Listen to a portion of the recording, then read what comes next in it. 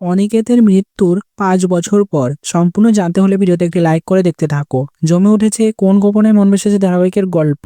কোন গোপনে মন বেসেছে ধারাবাহিকে বর্তমানে যেটা দেখা যাচ্ছে, ডাক্তারে অপারেশন শুরু করে দিয়েছে অনিকেতের, কিন্তু কিভাবে বাঁচবে অনিকেত, সে কিনা কোমায় চলে যেতে বসেছে। তাই জন্য ঠাকুরের কাছে এসেছে শ্যামলী সঙ্গে অনিকেতের পরিবার। অরুণভ ও তৃষা শখ করে রেখেছে যেখানে শ্যামলী দণ্ডি কাটবে এবং প্রতিজ্ঞা পালন করবে, সেখানে পেরেক এবং নানান রকম জিনিস দিয়ে রেখেছে যাতে করে শ্যামলীর হাত পা ক্ষতবিক্ষত হয়ে যায়।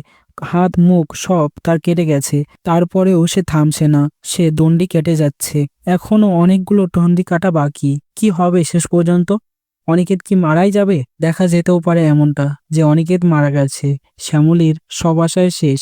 শ্যামলী তো পুরো পাগল পাগল অবস্থা, সবকিছু শেষ, বাড়িতে সবাই অবাক হয়ে গেছে।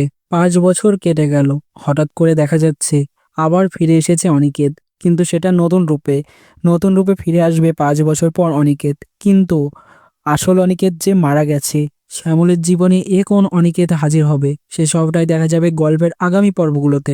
অনিকেতের মৃত্যুর ৫ বছর পর গল্প পুরো চেঞ্জ হয়ে যাবে। তো প্রিয় দর্শক বন্ধুরা, এমনটা হলে তোমাদের কেমন লাগবে তাও তো অবশ্যই কমেন্টসে জানিয়ে এখনই সাবস্ক্রাইব করে নাও আমাদের ইউটিউব চ্যানেল। ধন্যবাদ।